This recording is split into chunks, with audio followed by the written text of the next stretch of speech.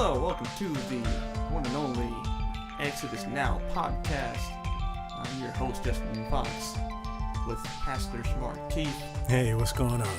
And, stopping in a little bit later, we may have another special guest come in. And that'll be an interesting thing to mix things up. So, we're just going to go ahead and believe for some amazing stuff, because some authority is going to come out tonight. Amen. Hallelujah. Amen.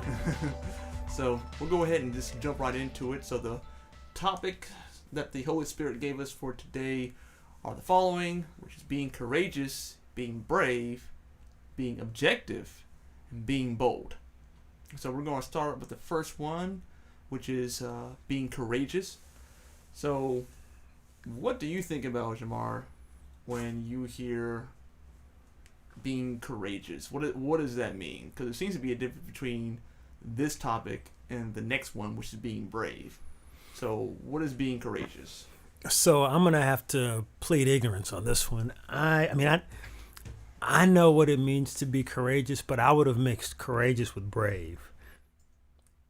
This makes me wonder why I didn't bring my concordance in, because I'm sure there's a biblical difference. When I think of courage, though, let me finish that thought. When I think of courage, I think of someone who does what is right, which is a little bit different from bravery. I guess when I think of bravery, I think of someone who is aggressive in battle. But courage is just doing what's right, even in the face of opposition to that. And I feel like we touched on that a little bit in Bible practice tonight. Yeah. The importance of, even in the face of sharp opposition, being firmly rooted and grounded in the vision, revelation that God has given you, in the Word of God, the Bible, and then being bold enough, right? Being aggressive enough to just push through with whatever it is you know to be right, even if you know that the pushback will be harsh and sometimes even deadly. Yeah, so here's some terms here. So if you hear me clicking in the background, that's me looking things up. Deal? Anyway,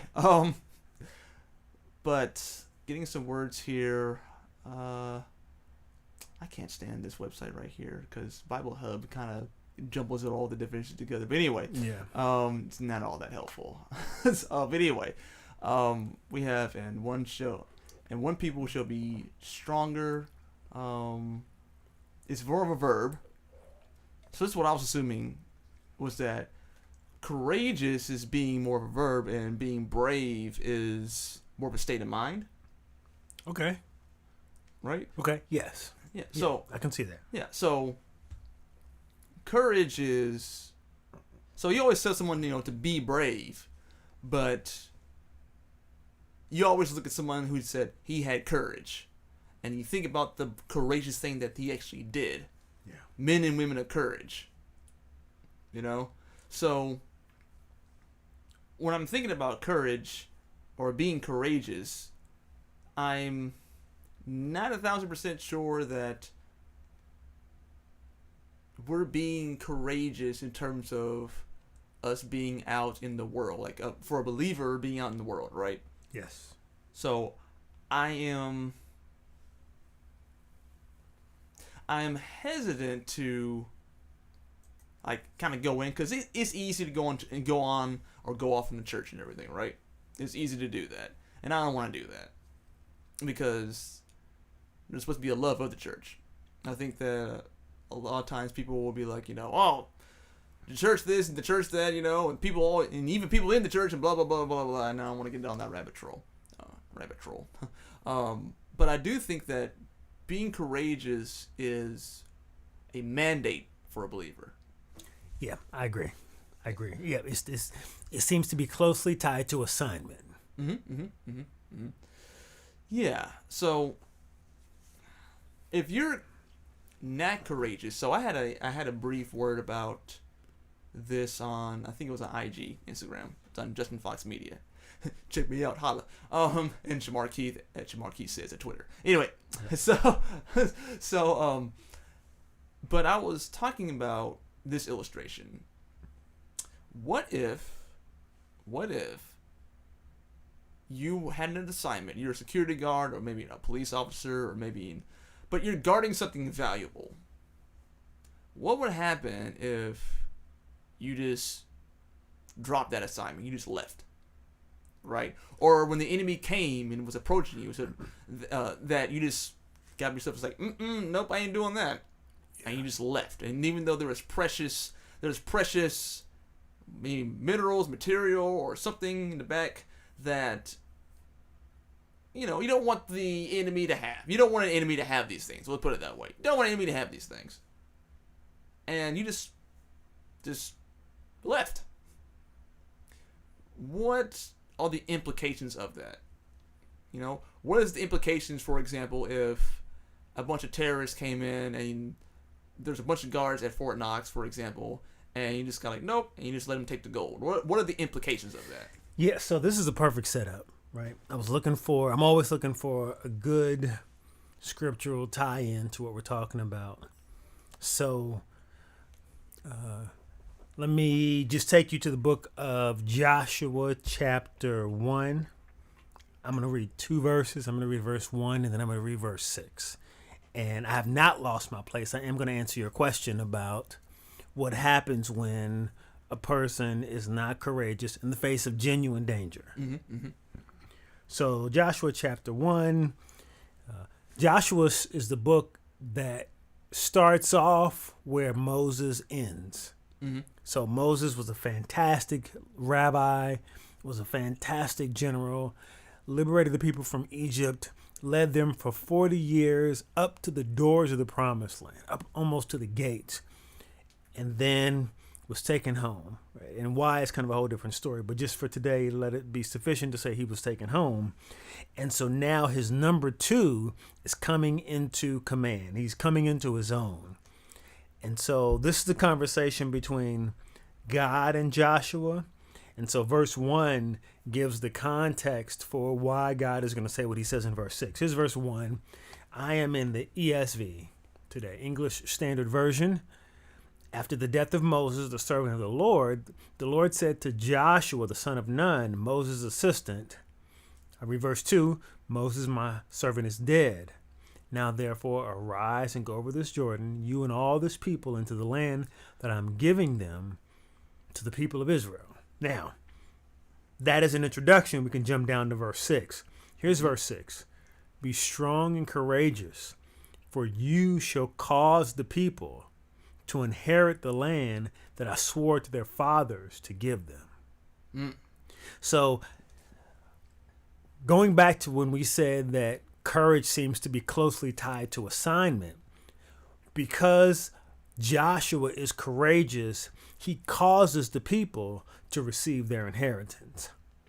Right? So you cause the people to receive something that is promised or due to them. And so now answering your question, right, what happens when a terrorist comes in or somebody comes in and they are doing or promising to do bad and destructive things and nobody stands up? You cause the people to not stand up. Right? Because somebody has the assignment of courage in the room. At least one person, maybe more. But the person who has the assignment of courage, when they don't stand up, they cause the people to die, the people to be taken captive, the people to not rise up. Right? That's the response. Yeah, that's actually a big deal. Yes. Now, it's one type of things where, you don't want it to be a big deal, because I think what we want to do, and saying we as in just anybody, is that we want to rationalize reasons why being courageous is not all that important. Yeah. Right? So, it's not affecting anyone else but me, or it's not affecting, I don't have to be this way. Yep. But at the same time, too, that's assuming little worth. Yes. So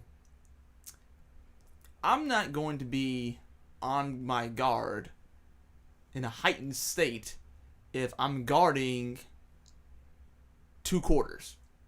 Yes. You know, if I'm or 2 pennies, even just 2 pennies. I'm not going to be vigilant when guarding 2 pennies.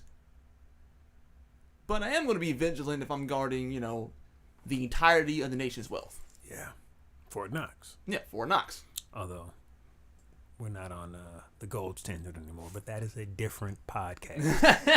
Focus. So I think that if you, it's a. Do you think that being courageous is really tied a lot to self-image?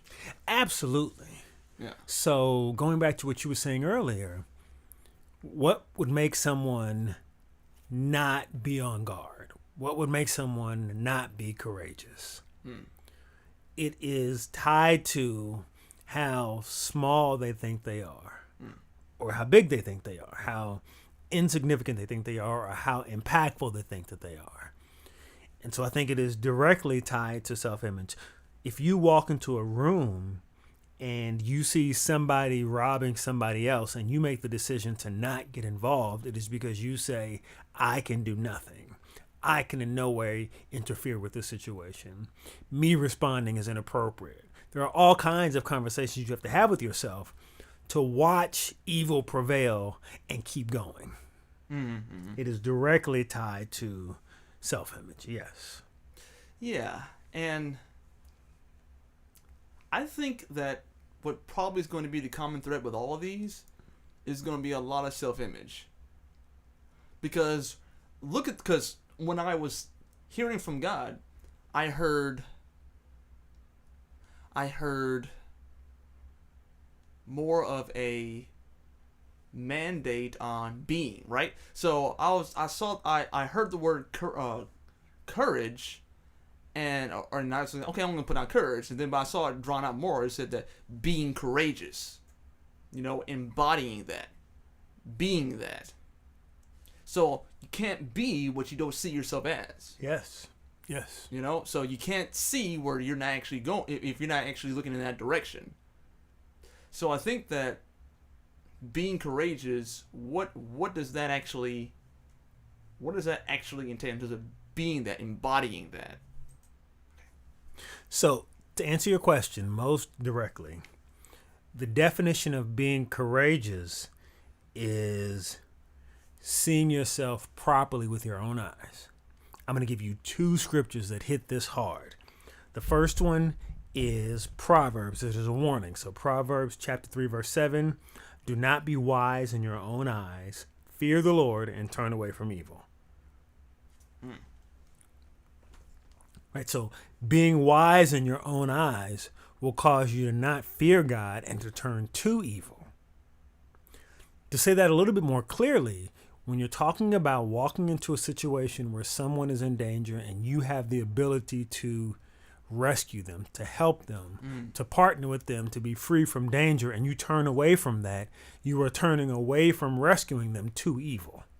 Now, I'm going to push a little bit further. 1 Samuel chapter 15, verse 17. So this is a conversation between Samuel and Saul, the king. And God told Saul to completely wipe out the particular enemies that he was fighting. I always like to just say for clarity, don't think of this as God told King Saul to wipe out an innocent village. No. This is God told King Saul to take Hitler down. Yeah. Right? Because we don't, you know, the Bible, as we kind of say, is kind of written in shorthand. Yes. You know, so the historical context with a lot of these people who God was telling to wipe out were like lots of child sacrifice, you know, and so they're killing their kids and they're doing this bad stuff. Yes. Really, really bad stuff. Yes. So just... And not like, you know, like women's rights type of stuff. I'm talking about, you know, they're like sacrificing their kid. Like they're plunging in a dagger into like their 10-year-old or a 5-year-old, you know, as a blood offering to like Moloch or whatever. Yes. So, point of clarity, I'm going to go up a few verses. 1 Samuel chapter 15, verse 15. Paul said, they have brought them from Amalek. right, from the Amalekites. For the people spared the best of the sheep and of the oxen to sacrifice to the Lord your God, and the rest we have devoted to destruction. For context, if memory serves, the Amalekites were the wicked people who had partnered with the devil, if I'm remembering the right ones. Right, so these are bad people. I won't go too far because I haven't done heavy research on this yet, but these are bad people. Here's what God says about Samuel and why he did not do what God told him to do. Verse 17. So this is Samuel now prophesying, speaking for the voice of God to the king Saul. And Samuel said, though you are little in your own eyes, are you not the head of the tribes of Israel? The Lord appointed you king over Israel, and the Lord sent you on a mission and said, go, devote to destruction the sinners, the Amalekites, and fight against them until they are consumed. So on one hand, it says, right, it's all about how you see yourself. Because you see yourself like this, right, you turn away from evil. And King Saul, because he saw himself as little in his own eyes, when God gave him clear direction and clear command, he did not listen. He was not courageous. So what would have been courageous was to not go into battle, right? Because that's different. That's bravery, kind of what we were talking about there. What would have been courageous would have been to completely destroy the enemy and take not even the spoils. God considered even the spoils of these particular enemy to be too corrupt to take. Right, but he listened to the voice of the people. So the people were like, King, this is good gold, and those are cute women. So let's take the gold, let's take the animals, and let's take, right, slaves. Yeah. And because he saw himself as small, even though God saw him as king of Israel, he went with the voice of the people and was not courageous in his response. So it's about setting standards based on how God sees you rather than how man sees you. Yes. The most important man is you. Right. But yes. Yeah. I think it's a very easy thing to overlook. It's a very easy thing, and I think the consequences. I think we think of consequences a little bit too literal, right? Yes. Or we think of consequences in not only the negative, but we think of consequences as only being like death, right? Yes. So, for example, I always like to use my Katy Perry example. Okay. My Katy Perry example. My Katy Perry example is that she was, pastor's kid and everything, right? And she started out doing, evangelical kind of music. Yes. Or Christian I don't know what's called. And K-pop. she looked like she was. I mean, she really meant it. She was singing with her heart. Yeah. So something happened. Someone or something dropped the ball. Not quite sure what it was. Okay. Could have been just her. That's a very strong possibility too. Yep. Because it says that the heart of man is desperately wicked, and who can know it? It also says that man is born with enmity towards God. So these are real things. Not denying that. But we don't think about consequence as in, because maybe someone, let's just say that someone did.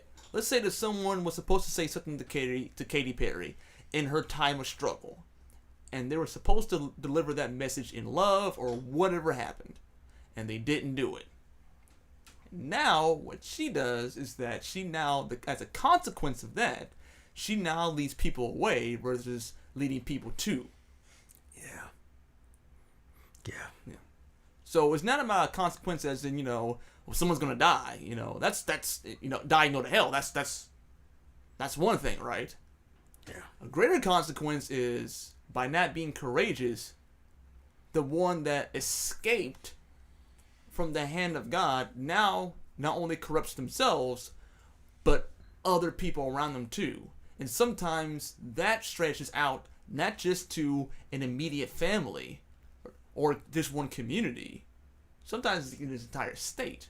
Sometimes it's across an entire nation. Sometimes it's across an entire world. Because of one absence of someone not being courageous. Yeah, I feel like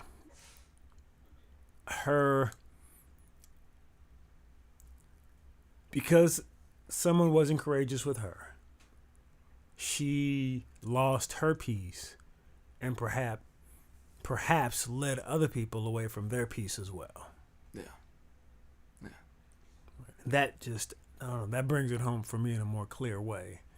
That it wasn't just a matter of belief or not belief. It was a matter of peace. Because that's the thing about it. Is like there's no peace without a true north. At least from what I've seen. So, if there's no peace for a true north, then without a true north, because everything's experimental. Yes. You know? So, because everything's experimental. But I think that if you at a certain point in time, you have to be held accountable to these type of things. Yeah. And I think that we, as believers, wouldn't want to think about the cost of not being courageous. Yeah, that's not a good feeling. Yeah, it really is a horrible feeling. And I think that might be the thing, right? To really experience that, to really experience knowing that God told you to nudge to talk to that person and you didn't do it. Yeah. What were the implications of that? Yeah, that's a terrible feeling. Yeah. I remember actually yesterday. I remember there was a lady that was trying to open the doors of the church. This is at maybe like 11 o'clock at night or something like that. Okay. And I was like, oh man, she's trying to get in. Maybe she's trying to get help. Maybe trying to get shelter. Something. I don't know, maybe. And I see this, and I'm thinking, well, maybe she needs prayer. Maybe she's asking for prayer because something happened to her. So instead of me pondering this, I turned my car around, went over there, and was like, hey, are you okay? Wow, Do man. you need something? You know, this is not to wow me, because the reason why is because, you know, she's like, can I get a ride to the store? Nah. So, because, you know, that goes to me different directions, you know. Plus, with my wife, et cetera, right? Right. That goes to me directions. It really does. Some of y'all might think that's mean, but there's a difference between me feeding my ego by helping someone out versus actually helping them out. Yeah. The best thing I could have done in that situation is to give her prayer at that point in time. That's what I felt, at least in my spirit. So, turned back around and did that. And the reason why I did that is because I didn't want the trauma of sitting there trying to think about, you know, did I not say something right, or should I have turned around, and should I this? I don't feel like the enemy having given me that trap. That's all. I'm just gonna go ahead and turn back around, see that I prayed for her, all those good things, you know, and send her home. That's all I did. Yeah. I think that's the right response, man. Yeah. You're taking me back to some times when I should have said yes but didn't. Should have been courageous but didn't. It's a horrible feeling. Yeah. The worst. So. Yep, and it revisits you. Yeah. And the enemy just uses that to just, you know, can use that to torment you all the time, you know, and it's not even worth it. Whatever it is that you wanted to do, or how bad you wanted to go home, or whatever, it's just not worth it. Yeah, but that explains why God was like to Joshua, be courageous. Yes. Like, don't be led by the people, lead the people. Yeah. That's courage, when you lead the people. Yeah. And you see yourself as a leader. Yeah. I think that's good. There's a lot to say about that. There's like a ton to say about being courageous, but I think that probably need to move on, because I think that there's going to be a weaving in and out, and there's going to be a revelation at the end of this that we need to get to, rather than trying to figure out everything within being courageous, what that actually means. Because I think that this is looking at a two-sided coin almost in 4 dimensions. That might be a better way to say it. Okay. So let's go ahead and move on then to being brave.